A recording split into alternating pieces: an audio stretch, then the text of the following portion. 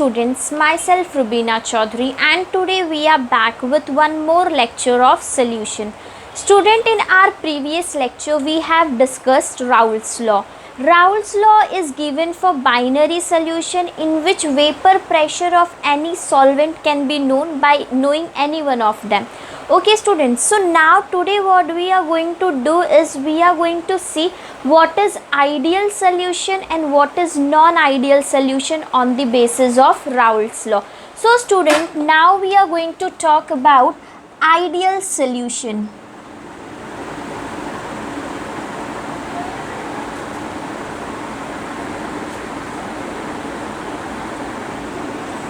Okay, so when we are talking about ideal solution, what does ideal solution means and what does non-ideal solution mean, we are doing this classification on the basis of Raoult's law. तो जब हम किसी ideal solution के बारे में बात करेंगे तो कोई भी ऐसा सॉल्यूशन जो राउल्ट्स लॉ को शुरू से लेके आखिर तक till the end completely follow करते आता है, उसे क्या बोला जाता है, उसे बोला जाता है ideal solution. Ideal solution obey Raoult's law for entire range of concentration. तो ideal solution का सबसे पहला पॉइंट क्या है? obey Raoult's law for entire range of concentration. शुरू से लेके आखिर तक वो हर जगह पे राउल्ट्स लॉ को फॉलो करेगा स्टूडेंट्स. तो जो सेकेंड पॉइंट है राउल्ट्स लॉ का, जो आइडियल सॉल्यूशन है, अकॉर्डिंग टू राउल्ट्स लॉ एक आइडियल सॉल्यूशन के अंदर जब दो सॉल्यूट को आप मिक्स करोगे तो ना ही हीट एब्जॉर्ब होगा और ना ही हीट मिक्स होगा. मतलब तुम्हारी जो एंथैल्पी है सॉल्यूशन की वो वैसे की वैसे रह जाएगी. तो राउल्ट्स लॉ का जो सेकेंड पॉइंट है स्टूडेंट, वो बोलता है डेल्टा एच ऑफ मिक्सिंग. अगर मैं एक बीकर लेती हूँ और मैंने उस बीकर के अंदर दो सॉल्यूशन को, दो अलग अलग तरह के सॉल्यूशन को मिक्स किया है, तो राउल्ट्स लॉ बोलता है ये मिक्स करते वक्त ना तो तुम्हारी एंथैल्पी इंक्रीज होगी ना तो तुम्हारी एंथैल्पी डिक्रीज होगी. That means no energy is absorbed और नो एनर्जी इज़ रिलीज्ड. कुछ भी यहाँ पे एब्जॉर्प्शन भी नहीं हुआ है और यहाँ पे रिलीज भी नहीं हुआ है. तो अगर हम राउल्ट्स लॉ के सेकेंड पॉइंट के बारे में बात करें, no heat is evolved, no heat is evolve, ना ही कोई हीट इवॉल्व हुआ है और released, no heat is evolve और released during formation of any solution. जब आप कोई सॉल्यूशन बना रहे हो, that means you are adding any kind of solute, तो उस टाइम पे किसी भी तरह से ना हीट अंदर आ रहा है और ना ही हीट बाहर जा रहा है. ये सेकेंड पॉइंट है राउल्ट्स लॉ का. राउल्ट्स लॉ ने थर्ड पॉइंट एक्सप्लेन करते हुए बोला है डेल्टा वी ऑफ मिक्सिंग. जब आप दो सॉल्यूट को मिक्स करोगे तो आपका वॉल्यूम चेंज जो है स्टूडेंट्स वो ज़ीरो होगा. मतलब जो टोटल तुम्हारे सॉल्यूशन का वॉल्यूम होगा that will be a volume of a solute 1 plus solute 2, या जो भी तुमने दो कंपोनेंट लिए हैं उसका एडिशन ही तुमको क्या देने वाला है स्टूडेंट्स, उसका एडिशन ही तुमको वॉल्यूम देने वाला है. ना तो तुम्हारा वॉल्यूम इंक्रीज होगा और ना ही तुम्हारा वॉल्यूम डिक्रीज होगा. तो राउल्ट्स लॉ बोलता है एक आइडियल सॉल्यूशन हमेशा राउल्ट्स लॉ को फॉलो करेगा. उसके अंदर से ना हीट वो एब्जॉर्ब करेगा और ना ही वो हीट को रिलीज करेगा. तीसरा पॉइंट बोलता है V mix is equals to zero. That means no change in volume. Volume में कोई चेंज नहीं आएगा, no change in volume. This is the third point of a Raoult's law. अब स्टूडेंट इसके बाद अगर हम बात करें फोर्थ पॉइंट के बारे में, तो राउल्ट्स लॉ बोलता है जब आप कभी भी सोल्यूशन बनाओगे तो किस तरह के इंटरैक्शंस पॉसिबल है।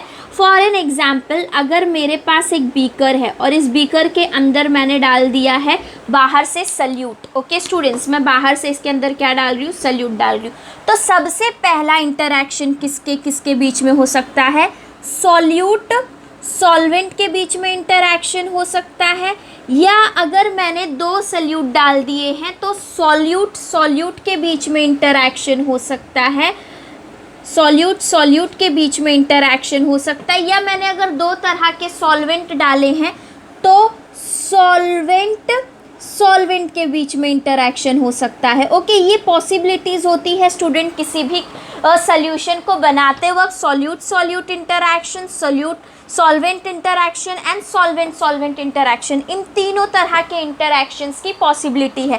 तो राउल्स लॉ बोलता है solute solvent interaction, solute solute interaction या फिर सॉल्वेंट सॉल्वेंट इंटरैक्शन में जो इंटरमॉलिक्यूलर फोर्स ऑफ अट्रैक्शन होता है, the intermolecular force of attraction is comparable मतलब दोनों के बीच में जो इंटरमॉलिक्यूलर फोर्स ऑफ अट्रैक्शन है वो लगभग सेम है student, it is although similar. This is a fourth point what Raoult's law से अस। अब इसके बाद अगर हम बात करें स्टूडेंट तो वी विल सी कि ये हमारा सब कुछ आ गया राउल्स लॉ के कंडीशंस के बारे में। राउल्ट लॉ ने अपना एक और स्टेटमेंट दिया है student and we will write C. पहला स्टेटमेंट राउल्ट ने ये दिया है कि कोई भी ऐसा सोल्यूशन जो आइडियल है वो पूरी तरह से राउल्ट्स लॉ को फॉलो करेगा। दूसरा उसने बोला मिक्स करते वक्त जब मैं दो सॉल्यूट को, सॉल्यूट सॉल्वेंट को या सॉल्वेंट सॉल्वेंट को मिक्स कर रही हूँ तो उस टाइम पे ना तो हीट का एब्जॉर्प्शन होना चाहिए और ना ही हीट जो है वो रिलीज होना चाहिए। This is a second point of ideal solution.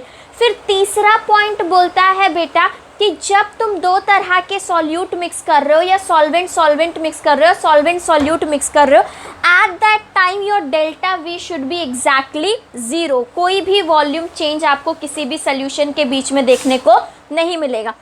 Fourth point बोलता है जो इंटरमॉलिक्यूलर फोर्स ऑफ अट्रैक्शन है आपके दो सल्यूट्स के बीच में वो हमेशा कैसी होगी, कंपैरेबल होगी। अब राउल्स का जो पांचवा और आखिरी पॉइंट है, राउल्स लॉ बोलता है vapour pressure of pure solvent, किसी भी vapour pressure of pure solvent या vapour pressure of a solution जो है वो इक्वल होगा, vapour pressure of solution will be equal. Comparable मतलब बहुत माइन्यूट सा डिफरेंस होगा, that is vapour pressure of a solution is equal to vapour pressure of pure solute और pure solvent. आपने जिससे भी बनाया है आप उसको क्या कर दोगे, इक्वल रखोगे। ये राउल्स लॉ के कुछ 5-6 कंडीशंस हैं और उस कंडीशंस में उसने बताया है कि एक आइडियल सोल्यूशन को क्या क्या करना चाहिए। ओके स्टूडेंट, और इसके बेसिस पे राउल्स ने एक ग्राफ दिया था जो ग्राफ हम अपने प्रीवियस लेक्चर में ही कर चुके हैं।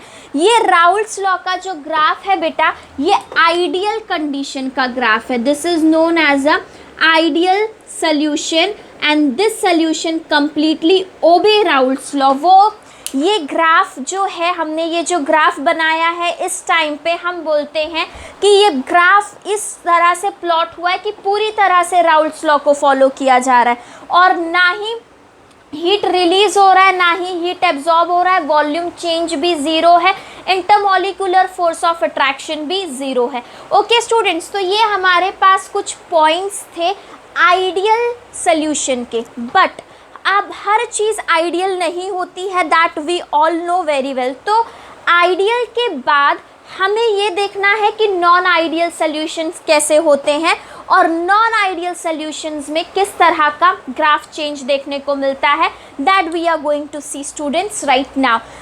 अब जो नॉन आइडियल सोल्यूशन होगा ना बेटा वो कम्प्लीटली इसका अपोजिट होगा। अब आइडियल सोल्यूशन क्या बोल रहा है, Raoult obey Raoult law for entire range of concentration. तो जब मैं बात कर रही हूँ नॉन आइडियल सोल्यूशन के बारे में, तो नॉन आइडियल सोल्यूशन जो है बेटा वो राउल्ट्स लॉ को शुरू से आखिर तक नहीं फॉलो करेगा.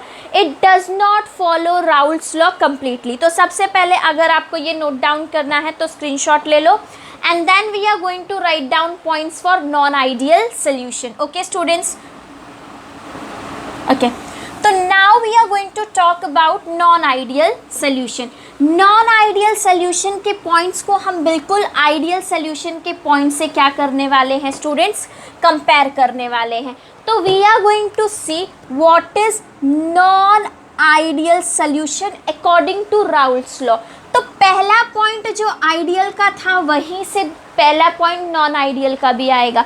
It does not obey Raoult's law for entire range of concentration. First point we will write down.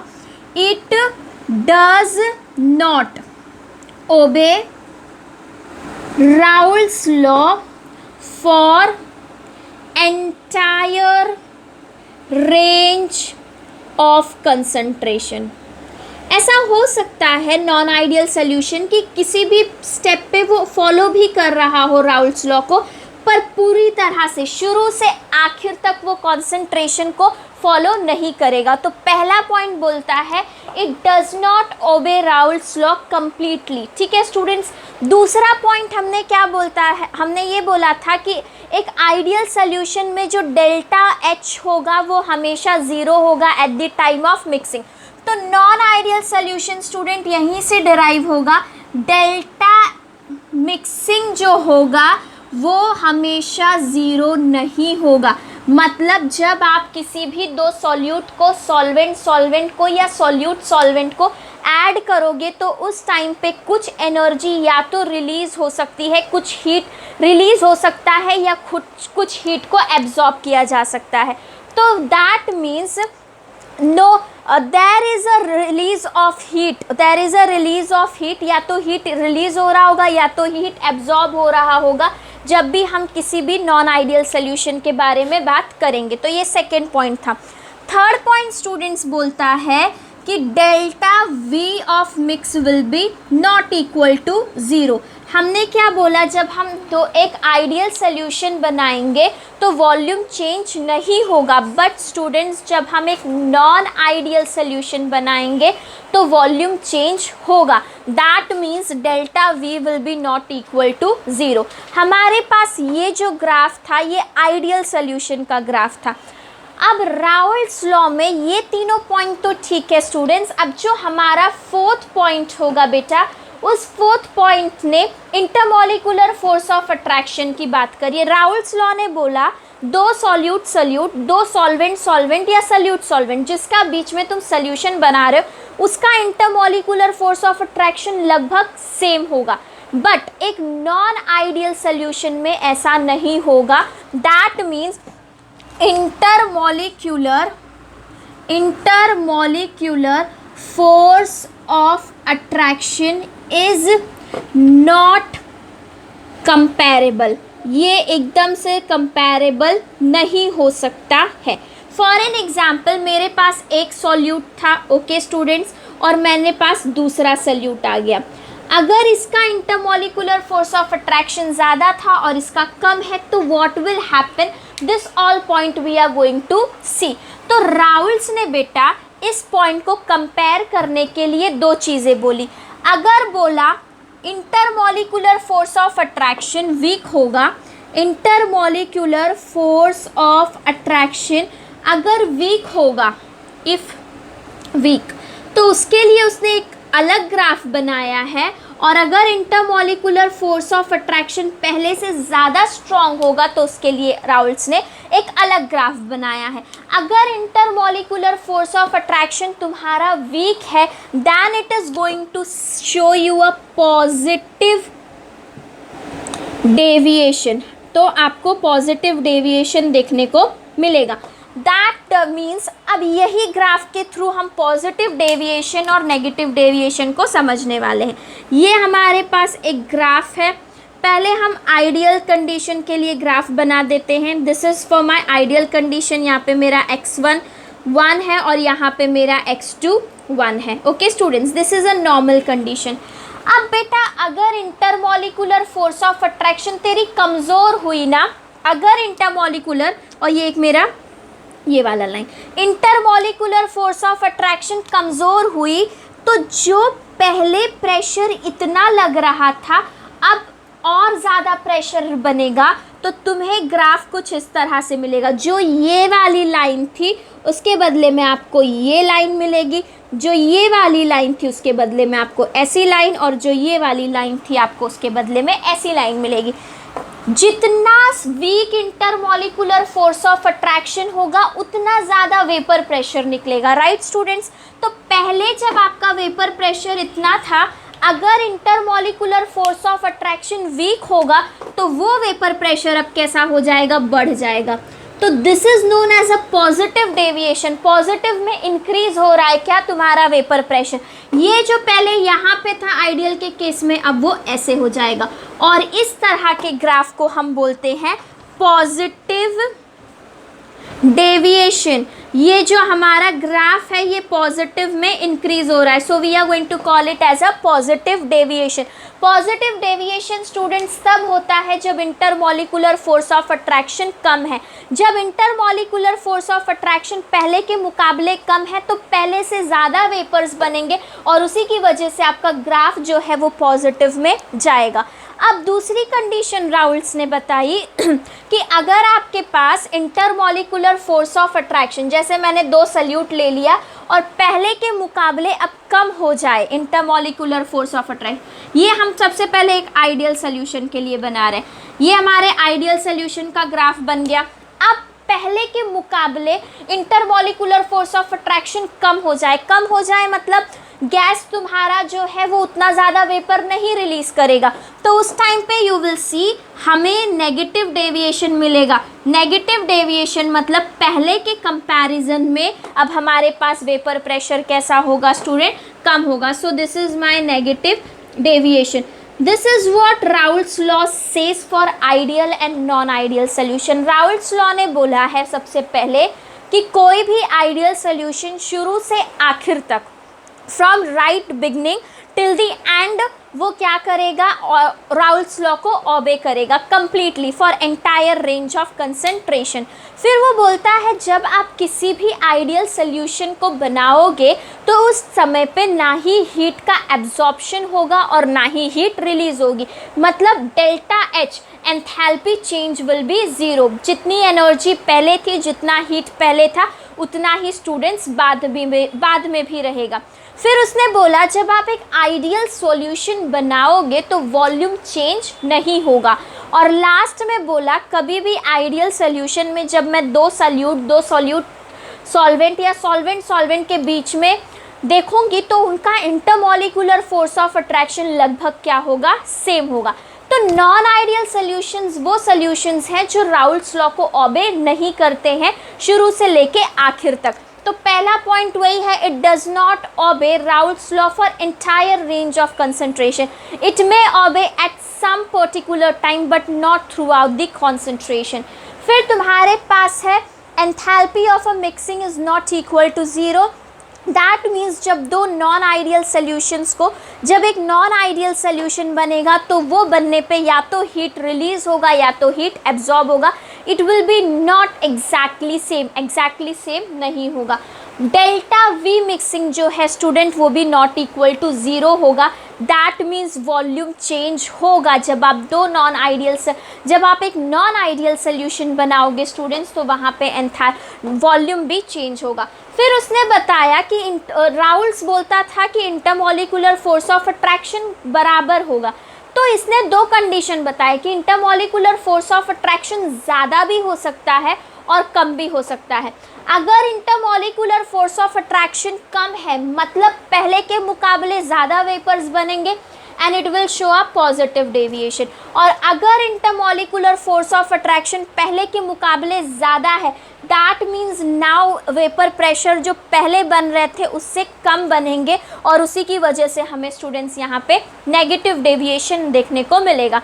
This is what we have seen students in today's lecture. In our next lecture, we are going to start colligative property, which is again one of the important part of this chapter. हम लोग 4 colligative properties के बारे में बात करने वाले हैं. यहाँ पे हमारे solutions का 1/2 complete हो जाता है by ideal and non-ideal solution of Raoult's law. Okay students, thank you and keep watching my lecture.